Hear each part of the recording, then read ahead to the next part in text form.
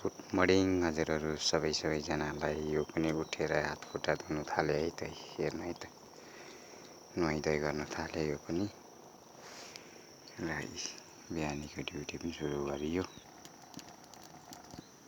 र यो पानी पराइले पनि असारै नलागिकन अमन पो भइसक्यो। दिनै पानी आउनु थाल्यो। यिनीहरूले पनि अब कति बेला खोले जान दिन्छ भनेर हेर्दैछ। अब नुन लगाएर नुनको ब्ल्याक टी खाने हो।